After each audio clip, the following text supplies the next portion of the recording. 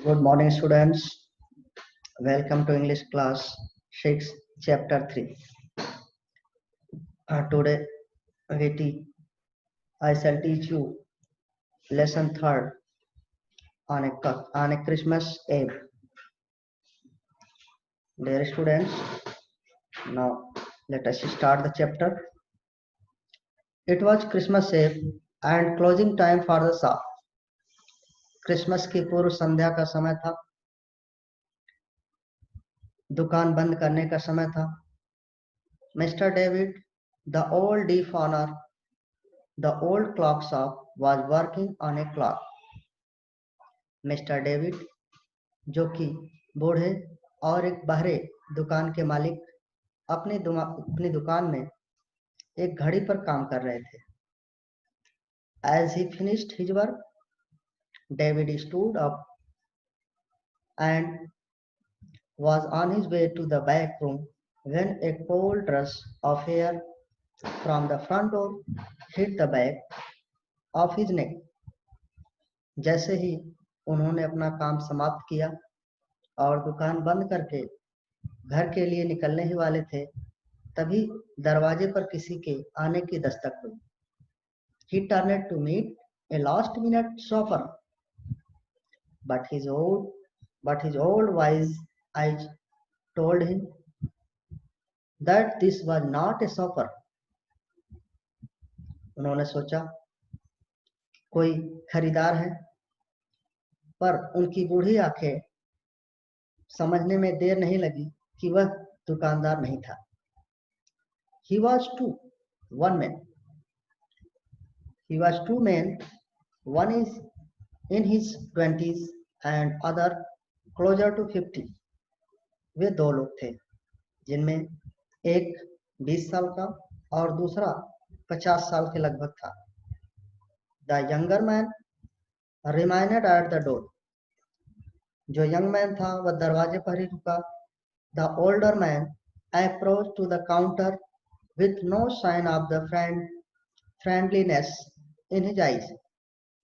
और जो दूसरा ओल्ड मैन था वह काउंटर पे आया और उसकी आंखों में कोई मित्रता के भाव भी नहीं थे. David was able to hide his growing fear as he slowly pushed a notepad and pencil across the counter. David अपने डर को, अपने भय को छिपाते हुए धीरे से एक नोटपैड और पेंसिल काउंटर से निकाला, आगे बढ़ा दिया.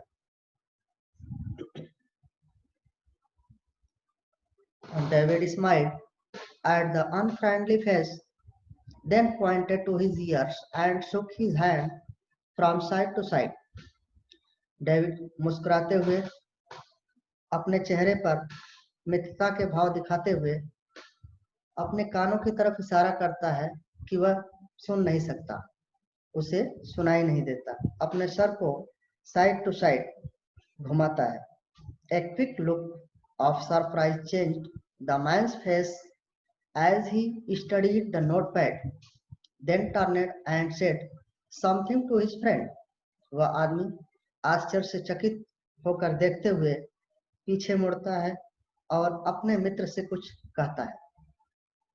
David used to chance to look closely at the man's paying attention to the shape of the gun. यही मौका था. डेविड ध्यान से देखता है उस व्यक्ति को जिसके जेब में कुछ गन जैसी शेप आकार दिखाई देती है. And a restless hand in the man's right coat pocket. और उसका दूसरा हाथ दाहिने कोट की जेब में था. Anger boiled within him, but it was kept down by an inner voice that he said, "Be still." उसे गुस्सा भी आ रहा था, पर उसने अपने गुस्से को काबू में रखा और कहा, अभी रुको. He wrote on the notepad, "May I help you?" और डेविड ने नोटबुक पर कुछ लिखा, क्या मैं आपकी मदद कर सकता हूँ? मैं आपकी क्या मदद कर सकता हूँ? For the first time, the older man looked directly at the David and smiled. पहली बार उस ओल्ड व्यक्ति ने डेविड की तरफ देखा और मुस्कुराया। ए क्रूएल माउंटिंग स्माइल, बनावटी झूठी मुस्कान के साथ।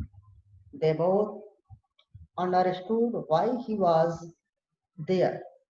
उन्हें पता था, उन दोनों को पता था कि वे क्या करने के लिए आए हैं। While his friend remained at the door, जबकि दूसरा उसका मित्र दरवाजे पर ही खड़ा रहा। They looked like men who were down on their luck and were now ready to try something they would later be sorry about. वे कुछ करने वाले थे जिसका इंतजार कर रहे थे।